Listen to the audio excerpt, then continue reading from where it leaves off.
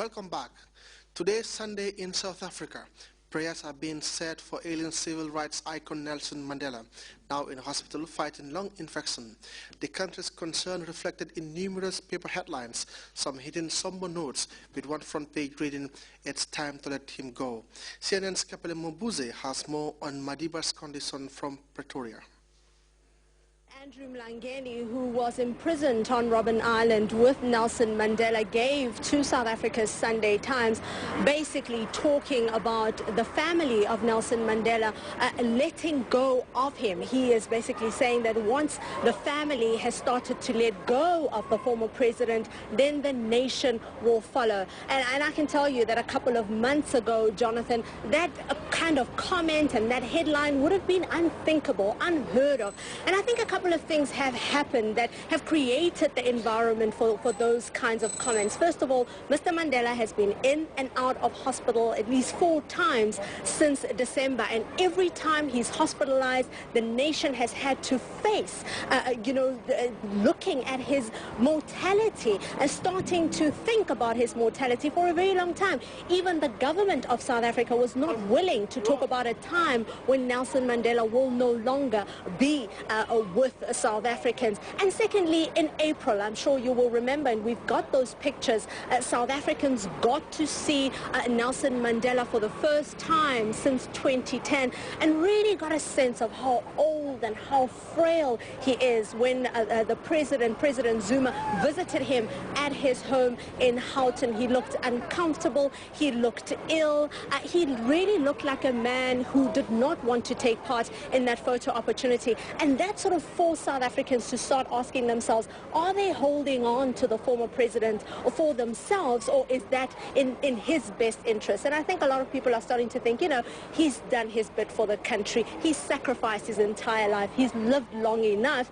He's turning 95 next month, and people need to start to let him go.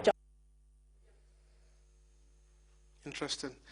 Presidents of the United States and China found common grounds on North Korea apparently, as well as cyber attacks and climate change too. Barack Obama and Xi Jinping met for 8 hours over 2 days at the glamorous street in Southern California.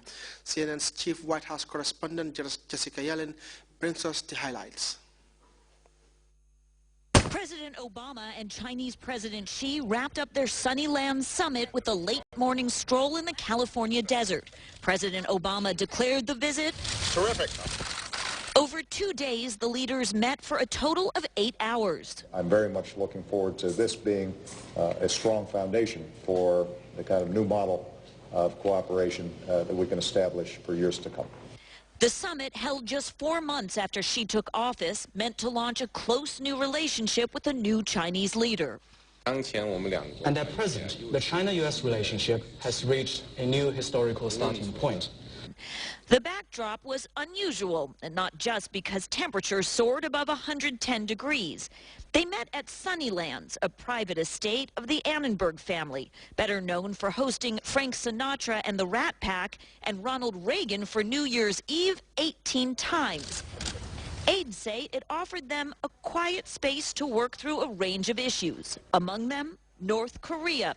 The leaders agreed to keep up pressure to rein in its nuclear ambitions. I think we had quite a bit of alignment on the Korean issue, the North Korean issue, and absolute agreement that we would continue to work together. Cyber attacks. According to the White House, the Chinese acknowledged they're a problem, agreed to investigate and work out rules of the road. I believe we can work together on this rather than at cross purposes. And climate change. For the first time, China agreed to work with the U.S. to limit the production of greenhouse gases. President Obama gave the Chinese leader a parting gift, this bench made of California wood. The bench was made out of a redwood. 2 leaders were able to take a walk and were able to sit on what became the bench that the Chinese will be taking with them. Throughout the summit, the president and his aides were peppered with questions about new revelations involving government surveillance programs. White House officials had strong words about the consequences of these leaks. It is frankly doing an assessment of the damage that is being done to U.S. national security by the revelation of this information, which is necessarily secret because the United States needs to be able to conduct intelligence activities without those methods being revealed to the world. During the summit, President Xi publicly invited President Obama to visit China.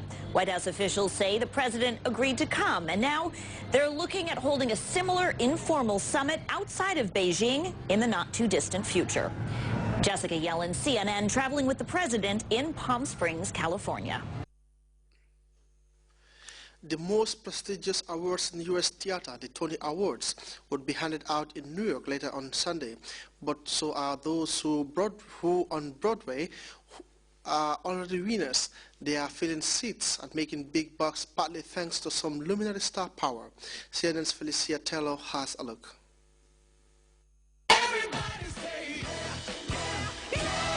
Producers of the Broadway musical Kinky Boots have good reason to shout, yay!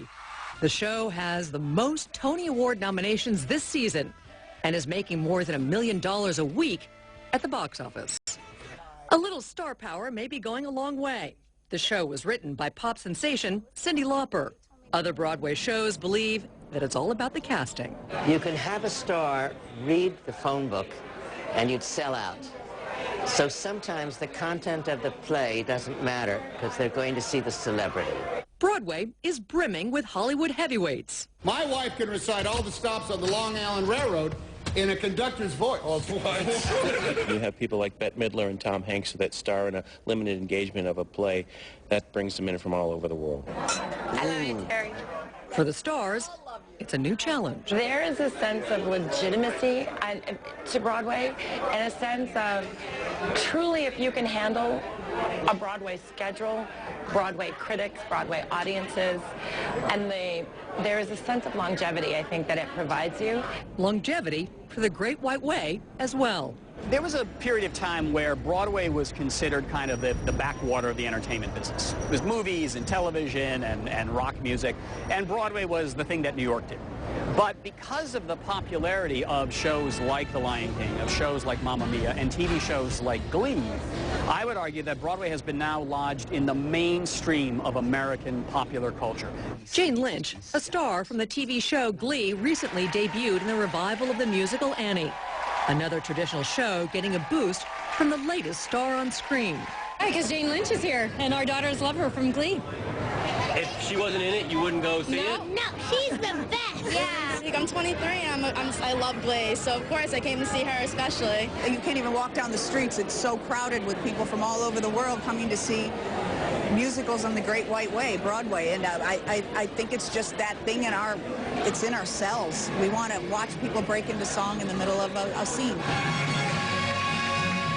Over the past few years, Broadway has been raking in billions, with some shows literally packing the house, and several musicals taking in about $1 million a week. And that has one of the greatest streets in the world alive and well in tough economic times. Felicia Taylor, CNN, New York.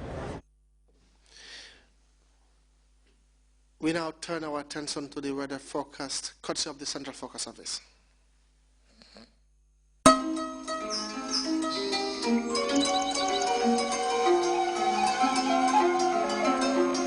The source assures us of a continuous flow, and from there, everything follows. And for those of us who know what the River Gambia stands for, understanding its sustainability in all aspects of life is easily confirmed. The River Gambia provides nutritious delicacies as food, while it provides its wildlife a balanced ecosystem. This river, as a sanctuary, is committed to its inhabitants' needs without season. And as you travel along, all these values are replicated in one company, Elton, just like the River Gambia, leads in its commitment to values that matter most. Elton, championing the vision for a new generation.